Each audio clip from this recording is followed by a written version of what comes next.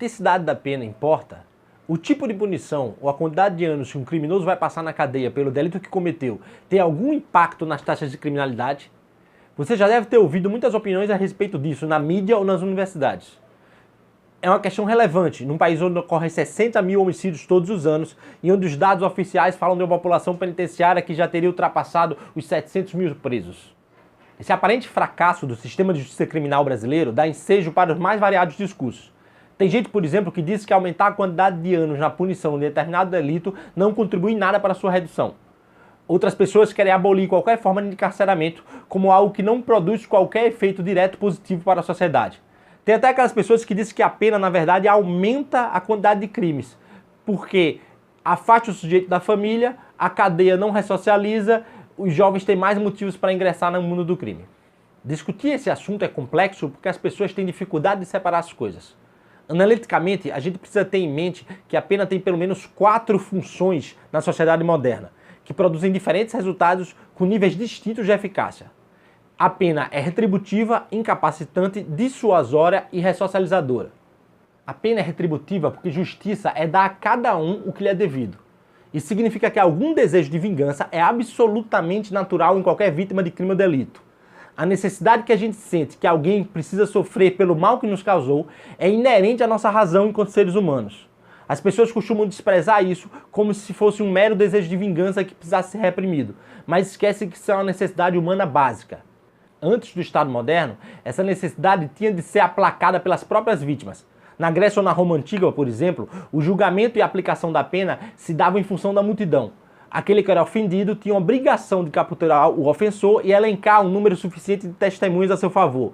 Então podia ser autorizado pela comunidade a aplicar a punição prevista sem interferência de terceiros. A ausência de qualquer tipo de julgamento levaria a sociedade a ser engolida por uma cadeia interminável de vinganças. Por exemplo, José me causou um prejuízo ou matou alguém na minha família, eu vou lá e mato José. João era irmão de José e acha que não foi justo, então decide me matar também. Pedro é meu irmão e vai querer acertar as contas com José, que tem um primo e por aí vai. A justiça humana se funda na interrupção desse ciclo. O Estado moderno funciona como um instrumento imparcial e abstrato que serve para exercer algum tipo de vingança em nome dos particulares ou da sociedade, mediante a aplicação da punição ao delinquente. Como o Estado é imparcial e abstrato, não pode sofrer vingança de modo que o ciclo se torne interrompido. Afinal, quem é que vai se vingar do Estado? Vai se vingar de quem? A pena é incapacitante também. A prisão incapacita o criminoso de cometer diversos outros tipos de crime enquanto ele está atrás das grades. A pena de morte, ela é o quê? Incapacitação permanente, tá correto? Em ambos os casos, o que se exerce é o afastamento de um sujeito do convívio social que foi considerado incapaz de viver segundo as regras mais básicas da sociedade. Em países islâmicos, por exemplo, a incapacitação pode vir por meio da mutilação do criminoso, quando se cortam as mãos, por exemplo, de um ladrão. Existe o efeito dissuasório da pena, que pode ser geral ou específico. Geral pelo medo de punição, que faz com que outros delinquentes motivados desistam de cometer crimes no futuro, quando vem alguém sendo punido, e específica pelo efeito que provoca no comportamento futuro daquela pessoa que foi punida pela justiça. Finalmente, a função ressocializadora, reabilitadora, ou como quer que vocês queiram chamar, diz respeito à ideia de que a aplicação de pena pode levar o criminoso a desistir da vida errada, diminuindo a reincidência criminal mediante a operação de serviço psicossocial, educação, treinamento laboral e outros tipos de intervenção. É interessante pensar nessas 4 funções, porque o nível de eficácia delas se dá, ao que tudo indica, de trás para frente, da menor para o maior. Quer dizer, vamos pensar de novo nas 4 funções. Retributiva, incapacitante, dissuasória e ressocializadora, correto? A literatura especializada vai ensinar que a ressocialização é a função mais difícil de ser atingida. Tem sistemas prisionais de instituições penais que conseguiram resultados mais ou menos efetivos a depender do tratamento, do tipo de crime, do investimento, da cultura, etc. Mas não há qualquer consenso sobre o que funciona para todos os contextos ou sobre como se atinge resultados universais. Já a função dissuasória vai depender de outros fatores além da intensidade da pena. Mas ela importa sim. Toda vez que você ouvir alguém dizendo que isso não é verdade, basta perguntar para a pessoa então se a gente simplesmente aplica uma multa para um homicida ou pede que ele passe um tempo no cursinho educativo que está tudo certo. Seres humanos são racionais, ainda que não de maneira perfeita. Isso significa que tem capacidade de calcular custos e benefícios e definir seu comportamento futuro a partir disso. A pena é um custo e um risco para aquele que quer cometer um delito e precisa levar isso em consideração na hora de tomar uma decisão. Existe um interessante estudo sobre o assunto realizado por um criminólogo norte-americano chamado Daniel S. Nagin, intitulado Deterrence in the 21st Century. Nagin é talvez um dos principais especialistas sobre o efeito dissuasório e merece sempre ser consultado, ainda que eu tenha ressalvas sobre alguns pontos do seu trabalho. Nesse estudo, Nagin faz o que a gente chama de meta-análise, ou seja, ele compara e discute o resultado de diversos estudos sobre o mesmo tema, procurando fundamento para explicações mais gerais.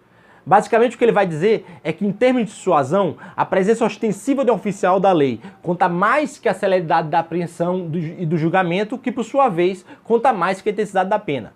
Isso é um pouco óbvio se a gente pensar que um criminoso dificilmente vai querer assaltar alguém na frente de um policial armado e não vai ligar se a pena ao assalto for execução sumária, por exemplo, se somente uma pessoa a cada 50 anos é presa, acusada e condenada por causa disso. O que é interessante é que Nagin vai dizer que, em termos de racionalidade humana, tem algum momento em que a intensidade de uma punição parece não exercer mais efeito na cabeça de potenciais ofensores. Isso por causa da dificuldade de estimar riscos de maneira proporcional a partir de determinado momento no tempo. Uma pena de 35 anos de cadeia sem progressão parece tão ruim que eu não vejo, por exemplo, muita diferença em relação à execução sumária. É isso que explica para ele que a pena de morte parece não produzir resultados consistentes em termos de redução da criminalidade. É claro que o pesquisador não leva em consideração a diferença entre sociedades e sistemas penais distintos. A execução, na maioria dos estados americanos em que ainda ela é aplicada, por exemplo, não é algo que se faz de maneira pública, nem célere, nem de maneira excessivamente cruenta. Não é a mesma coisa que acontece, por exemplo, nos países islâmicos. Se pena de morte, execução sumária ou violência não tivesse qualquer tipo de efeito dissuasório na cabeça das pessoas, um criminoso não teria medo, por exemplo, de roubar numa favela dominada por um traficante, em que ele sabe que ele vai ser punido na frente de todo mundo, que a família dele pode ser morta, etc. Intensidade da pena importa sim, até mesmo para a pena de morte. Talvez não de maneira como o Nagin fala, mas de uma maneira relevante sim para a gente entender esse assunto e discutir ele no futuro. Ainda assim, Nagin vai dizer que a intensidade da punição tem sua importância de fato, mas não como muita gente pensa. Se você imaginar um gráfico em que a taxa de crimes aparece na vertical e a intensidade da pena na horizontal, a relação entre uma coisa e outra não é direta, mas marginal. Ou seja, o crime vai descendo junto com o aumento da intensidade até certo ponto, depois do qual se mantém estável. A questão é que não há uma relação matemática precisa e estabelecida entre as duas coisas e talvez não se descubra essa fórmula nunca. Ciência social nunca é coisa exata. Finalmente, temos as duas outras funções que são absolutamente certas. Primeiro, a incapacitante. A pena incapacita o criminoso, já que ele fica afastado da sociedade durante o tempo em que está encarcerado. Isso se torna ainda mais importante se a gente pensar que existe uma relação entre aquilo que a criminologia chama de autocontrole, ou a capacidade de adiar gratificações, e a propensão ao crime. O criminoso comete o crime porque ele quer uma gratificação imediata, por meio da fraude ou do roubo. Você tem mais autocontrole que ele e por isso prefere trabalhar para poder comprar as mesmas coisas, só que em muito mais tempo. É por isso que você soltar, por exemplo, um assassino antes que ele complete 30 anos, ou seja, que ele atinja uma maturidade mínima, geralmente é apostar para errar. E apostar alto porque se aposta com vidas humanas. Ou seja, é muito provável que esse sujeito volte a matar de novo. Por outro lado, existe a função retributiva da pena. Ela é automática porque a satisfação que se dá à vítima já acontece na hora em que a sentença é decretada pelo tribunal. Mas também depende da intensidade da pena em alguma medida, ainda que isso não seja estudado como se deveria pelos especialistas. Se um cara mata o seu irmão na rua, por exemplo, é bem provável que você tenha vontade de se vingar do sujeito se o ver circulando livremente por aí 2 anos depois da condenação. O mesmo vale para alguém que me roubou, que logo é solto. A sociedade muitas vezes procura respostas erradas para dar conta desse tipo de problema, criando, por exemplo, milícias de grupos de extermínio para eliminar esse tipo de delinquente. Isso significa que quanto mais tempo o sujeito passa na prisão, isso pode funcionar inclusive como proteção dele mesmo contra a vingança de particulares ou da sociedade como um todo. Em outros vídeos, a gente vai discutir aqui qual a implicação prática desse tipo de debate para a política de segurança e para a legislação penal. O que importa é que vocês entendam que a intensidade da pena tem importância sim, em que medida e por quê.